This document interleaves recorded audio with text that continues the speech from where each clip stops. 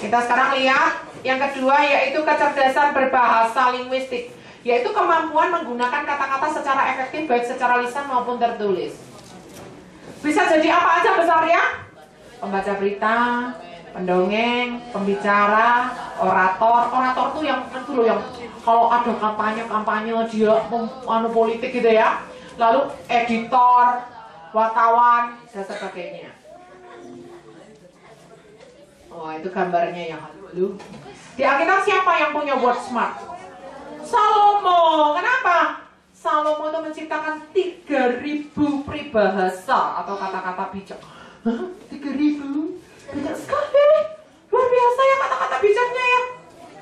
Dahsyat. Kunci kejeniusan Salomo karena sejak kecil dididik sama papa mamanya. Nah, kalau kamu dalam hidupmu harus cari hikmah.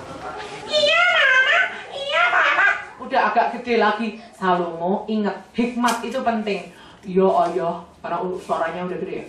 Ya ayah, ya mama. Wah, makin gede lagi. Jangan lupa ya Salomo, hikmat itu penting. Baik, ayah dan bunda. Lo manggilnya kok lain-lain kan? Nah, Salomo itu ditanamkan pentingnya hikmat. Itulah yang membuat ketika Tuhan datang dalam mimpinya, Salomo, apa yang kamu minta? Ting! Hikmat! Aku gak minta uang, aku gak minta kekayaan, aku gak minta istri yang cantik, aku gak minta Tuhan membalaskan dendamku pada musuhku, enggak. Tapi yang tak minta adalah hikmat. Nah, oke, kita lihat peta hidupnya, raportnya Salomo. Dia punya apa saja? Nature smart. Kenapa? Dia menciptakan flora dan fauna. Jadi kalau kalian lihat di Alkitab Amsal itu ada tentang pelanduk, tentang semut, tentang belalang. Itu semua yang meneliti adalah Salomo. Dan dia people smart. Karena apa? Dia itu adalah raja yang menjalin diplomasi politik luar negeri dengan negara-negara tetangga, sehingga pada zaman itu semua negara tetangga bahkan di seluruh dunia itu datang memberikan upeti kepada Salomo. Dan dia punya picture smart karena dia yang mendesain istananya dan dia yang mendesain bait Allah pada saat itu. Dia punya music smart loh, dia kan melanjutkan pekerjaan Daud untuk memanajemen musik di bait Allah. Siapa paduan suaranya yang tampil di bait Allah sekarang siapa. Dia bahkan menciptakan alat musik yang dilanjutkan, pekerjaannya Daud dilanjutkan sama dia, yaitu salah satunya pekerjaannya membuat alat musik. Dan dia punya word smart, ya, dia kan menciptakan 3.000 Amsal tadi. Tuhan pakai Salomo jadi berkat buat dunia, bener gak? Iya, kalau nggak ada Salomo, kita nggak bisa baca Amsal, Kidung Agung, Khotbah. Itu yang nulis Salomo dengan hikmat yang daripada Tuhan. Nah, sekarang kita lihat kecerdasan berikutnya. Kecerdasan apa? Visual spasial, yaitu kemampuan mempersepsi dunia spasial visual secara akurat. Dia bisa jadi apa saja? Rancang, pencipta, penemu, pemburu, pemandu, dan sebagainya. Wah, kok bisa pemburu? Iya, karena pemburu itu harus bisa memetakan hutan. Kayak ahli perang, strategi perang. Soeharto itu, Bapak Presiden Soeharto itu ahli strategi perang. Dia itu visual spasialnya tinggi. Karena dia harus bisa memetakan, ini gunungnya gini, ini musuh datang dari sini, kita harus pakai cara gini, titiknya nanti di sini, itu harus punya visual spasial, ya. Nah, siapa di Alkitab yang punya visual spasial? Picture smart, siapa? Nuh. Karena Nabi Nuh itu sama Tuhan cuma dikasih angka-angkanya. Buatlah bahtera, panjangnya sekian, tingginya sekian, pintunya sekian, berapa ukurannya, begini. Tapi kok bisa jadi bahtera yang kayak gitu tuh, yang gambar siapa? Nuh yang gambar sendiri, Tuhan cuma ngasih ukuran. Jadi Nuh itu bisa mendesain. Wah, didesain. Masa perahu kok kotak elek melengkung dong sininya, api ya. Dia punya art, dia punya rancang bangun. Kunci kejeniusan Nuh adalah bergaul dengan Allah. Berani tampil beda dengan orang-orang yang hidup sejamannya. Coba kalau Nuh ikut-ikutan mabuk, ikut-ikutan berzina, ikut-ikutan bohong, Tuhan bisa pakai dia lebih lanjut nggak? Enggak, ya kan? Kita lihat raportnya Nuh. Dia punya nature smart nggak? Punya, karena apa? Untuk dia bawa masuk binatang-binatang tuh dia harus tahu binatang ini makanannya ini, binatang ini makanannya ini, binatang ini makanannya ini. Dia kalau misalnya keliru ya, dipetik itu daun yang beracun, ya mati deh binatangnya. Padahal cuma dibawa sepasang. Ya kan? Dia juga pinter. Telurnya ayam ini nanti lumayan kalau direbus, dimatengin bisa untuk makanannya binatang yang lain. Jadi ngirit, nggak usah bawa banyak-banyak makanan. Ya, si ini hasilnya binatang ini bisa untuk yang ini gitu loh. Dia punya nature smart. Coba kalau dia nggak punya nature smart, si bekicot itu jalan ditungguin sama dia. Kamu kok lama gitu ya? Sebentar, nih lo nunggu dia jalan. Ya ampun, bekicotnya digendong aja tuh yo, kok ditunggu jalan ya? Ya kan? Terus dia punya number smart gak? Iya, karena apa? Ngukur-ngukurnya itu, kalau dia salah ngukur, ya baterainya menceng gak simetris, elek ya toh. Nah, dia punya picture smart, tadi udah kita bahas, dan dia punya body smart. Sudah tua, suruh belah kayu, suruh motong-motong, maku-maku, malu-malu. Kok malu-malu? Memalu-malu ya kan? Itu kalau nggak punya body smart, baterainya belum jadi, dianya sudah semakut, gitu ya. Nabi Nuh hebat, bodinya kuat, ya. Nah, Nuh jadi berkat buat dunia, benar? Kalau nggak ada Nabi Nuh, kita nggak bisa lihat gajah sekarang, nggak bisa pergi ke Batu Naik, nggak bisa lihat binatang-binatang dong sekarang. Kalau nggak ada Nabi Nuh, hayo, ya kan? Kecerdasan berikutnya kita cepet aja yuk. Kecerdasan kinestetik jasmani atau body smart, yaitu kemampuan dengan menggunakan seluruh tubuh untuk mengekspresikan ide dan perasaan. Ya, oke. Dia bisa jadi apa saja ya? Menari, mengukir, ahli bedah, penata, atlet, mekanik, berbagai. Iya. Penata itu maksudnya bisa jadi penata gaya atau apa itu namanya? Koreografer. Set. Koreografer ya. Oke. Siapa di Alkitab yang punya body smart? Daud. Daud tuh sebenarnya punya banyak, hampir semua dia punya kecuali number smart. Tapi yang Bu Grace bahas di sini cuma yang body smartnya aja. Gini, body smart karena apa? Dia menang melawan singa, dia menang melawan beruang, dia menang melawan Goliat. Dan waktu berperang dia selalu bisa nggak orang perang jalannya pelan-pelan gini? Ada musuh di situ, hei musuh, aku datang, musuh, aku datang. Gitu bisa? Ya enggak. Itu harus body smart dong. Kalau orang perang kok nggak body smart, jalannya mulai gini ya nggak bisa ya toh. Nah, selalu menang dalam peperangan. Kunci kejeniusannya Daud adalah dia suka menyembah. Dan dia adalah seorang pemuji Tuhan yang bergaul akrab dengan Tuhan. Dan menjadikan Tuhan selalu sebagai konsultan perangnya. Tuhan, berangkat perang apa enggak? Tuhan bilang, berangkat. Baik, caranya gimana Tuhan? Muter. Baik, tak puteri musuhnya. Menang. Besoknya, berperang melawan lawan yang sama, tempat yang sama, tapi Daud tidak mengandalkan pengalaman yang kemarin. Kemarin aku muter menang, ya udah sekarang aku muter lagi. Enggak, dia selalu tanya Tuhan lagi. Tuhan, berangkat lagi apa enggak? Berangkat. Aku memberi kamu kemenangan. Caranya gimana Tuhan? Kali ini jangan muter, tapi maju. Oke. Dia langsung ngasih tahu prajuritnya. Hei, kamu titiknya sini, lawan kita sini. Kemarin kan kita muter gini, sekarang enggak. Kita sekarang maju. Deg gini. Loh, Raja, kemarin kan muter udah menang, kita pakai cara kemarin. Tidak, kita ikut konsultan perang saya, yaitu Yesus, panglima saya. Tuhan yang jadi panglima saya. Wah, akhirnya Daud gak pernah kalah, menang terus. Kita lihat peta hidupnya ya, Yusuf, Daud rapotnya. Wow, dia punya 7 ya. Dia Smart punya gak? Iya, dia kan pramuka camping terus. Waktu dikejar-kejar Saul kan camping terus ya. Dia punya people smart gak? Punya. jahat waktu di Gua Adulam dilatih sama dia sampai jadi tentara. Lalu dia punya picture smart nggak? Iya. Dia kan yang merancang merancang tenda bait Allah dan sebagainya, itu kan dia. Lalu dia punya sel smart nggak?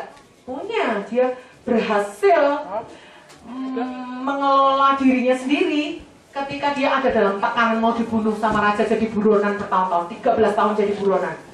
Dia dikejar-kejar Saul itu sama 13 tahun.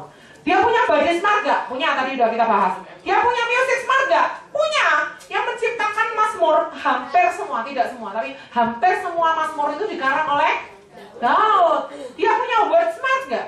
Iya, karena kalau menciptakan lagu itu kan ada syairnya. Jelas antara lagu dan syair, dia arranger lagu ditulis oleh Daud, syair ditulis oleh Daud juga. Tuhan memakai Daud jadi berkat buat dunia, benar? Benar, kalau nggak ada Daud, nggak ada kitab Mazmur. Kita nggak bisa baca kitab Mazmur.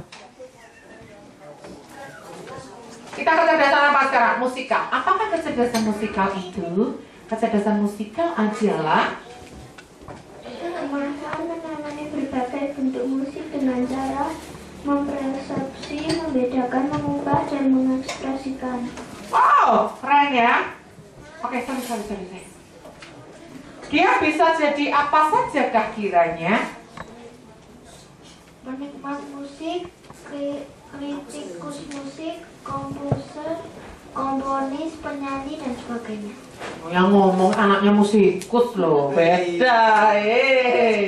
Di Alkitab ada nggak pemain musiknya? Tuhan Yesus. Kenapa Bu Kris menyoroti Yesus sebagai kecerdasan musik? Karena jarang dibahas kecerdasan musiknya Yesus. Kalau kalian baca di Alkitab, ternyata waktu Yesus mau disalibkan itu, ketika dia mau masuk di masa sengsara itu, sebelum masuk di masa sengsara, apa yang dia lakukan? Salah satu yang dia lakukan adalah naik ke Bukit Zaitun dan mengajak murid-muridnya menyanyi. Ayo kita semua menyanyi. Nyamanlah jiwaku,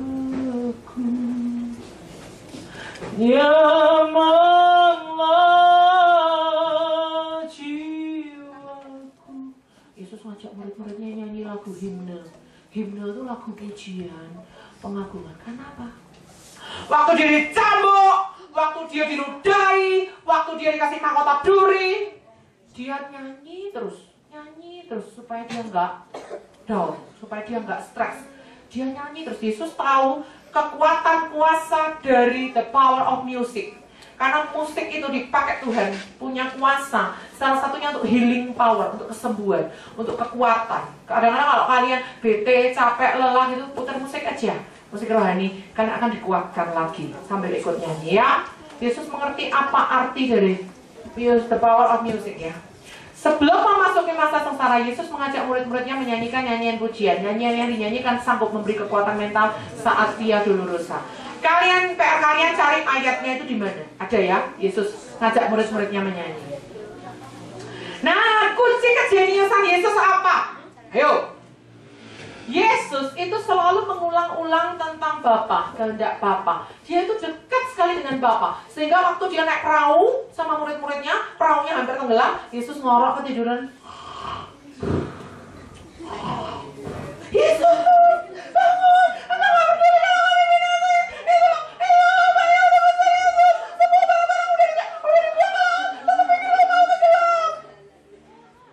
Yesus bangun. Tenanglah, tenang. Langsung yang keluar dari mulutnya Yesus apa kata apa? Tenang. Karena apa? Karena orang yang bisa tenang dalam situasi sepanik apapun itu karena dia punya kedekatan dengan Bapa. Di dalam Mazmur dikatakan hanya dekat Allah saja aku tenang. Kunci kejeniusan Yesus karena dia selalu hidup dekat dengan Bapa. Kita baca sama-sama, 1, 2, 3. Mazmur 62 ayat 2. Hanya dekat Allah saja aku tenang, daripadanya lah keselamatanku. Wah, kita lihat raportnya Yesus. Dia punya apa aja? Dia smart punya? Iya, dia menjelaskan ke orang-orang tentang benih. Dia mengutuki pohon ara yang gak berbuah, akhirnya pohon ini. Lalu Yesus menceritakan tentang gandum dan ilalang. Tuhan Yesus suka tanaman. Ya, Tuhan Yesus punya people smart nggak? Punya murid-muridnya dari berbagai kalangan. Politikus ada nggak? Ada. Simon orang Selot itu politikus. Dokter ada nggak? Ada. Lukas itu dia seorang tabib. Nelayan ada nggak? Ada. Siapa? Petrus, Yohanes itu nelayan. Ya kan? Nah, pegawai negerinya ada nggak? Ada. Lewi itu pemungut cukai kan pegawai negeri. Nah, dari berbagai kalangan muridnya Yesus. Yesus punya number smart nggak? Punya. Contohnya, waktu ada orang janda datang ngasih 2 peser uang, Yesus ngomong sama mereka, lebih banyak daripada orang-orang kaya. Bisa Tuhan, cuma 2 peser uang, karena dia memberi seluruhnya. Seluruhnya itu adalah berapa persen? 100%. Sedangkan orang-orang kaya walaupun ngasihnya banyak, mungkin cuma 1% dari seluruh kekayaannya. Jadi Yesus ngerti presentasi enggak? Ngerti. Kalau nggak ngerti presentasi itu apa? Ya, gitu. Yesus punya picture smart nggak? Punya, karena dia kan tukang kayu. Dia mendesain lemari. Wah, dia mendesain meja, kursi. Orang-orang Nasaret ya, orang-orang Nasaret itu kan langganan semua sama Tuhan Yesus. Pesan lemari sama dia, pesan kursi. Makanya waktu Yesus kembali ke sana kan orang-orang udah tahu, loh ini kan Yesus kan tukang kayu. Kita kan pernah pesan meja sama dia, kursi sama dia, desainnya apik loh. Masa dia itu Mesias, dia tukang kayu kok setauku. Berarti Yesus terkenal, jadi tukang kayu berarti banyak langganannya. Waktu dia judul dari tukang kayu, desainnya berarti apik, ya kan? Nah kita lihat sales smart. Yesus punya sales smart nggak? Jelas, dia bisa menguasai dirinya. Sehingga waktu di atas kayu salib, dia nggak turunkan saya. Body smart, dia punya nggak? Punya. Kalau Yesus itu saya nggak percaya kalau di lukisan-lukisan Yesus tuh gambarnya kurus, kering, krempeng. Lah kalau dia krempeng, kurus, kering kayak gitu, belum sampai di Golgota udah mati duluan. Iya dong. Makanya dia jadi tukang kayu karena waktu dia belah pohon itu, waktu dia belah pohon itu jelas badannya kuat. Sehingga waktu Yesus disalib itu saya percaya tubuhnya Yesus itu enggak krempeng tapi steril. Ya. Dan Yesus punya music smart nggak? Tadi udah kita bahas. Dia menyanyi pada saat mau disalibkan. Lalu dia punya word smart nggak? Jelas. Kalau dia lagi, Yesus pernah berpuisi nggak? Pernah. Berbahagialah orang yang miskin, karena mereka lah yang empunya kerajaan surga. Masa Yesus khotbahnya gini, berbahagialah orang yang miskin di hadapan Allah, karena mereka lah yang empunya kerajaan surga. Berbahagialah orang yang, kan nggak mungkin, kan gitu nggak ada yang mau dengerin. Yesus juga suka puisi ya. Oke, saya cepat saja waktunya. Yesus, Bapa memakai Yesus jadi berkat buat dunia, Yohanes 3:16. Karena begitu besar kasih Allah akan dunia ini sehingga ia mengaruniakan anaknya yang tunggal supaya barang siapa yang percaya kepadanya tidak binasa melainkan beroleh hidup yang kekal. Oke. Kecerdasan berikutnya, kecerdasan apa? Interpersonal, yaitu kecerdasan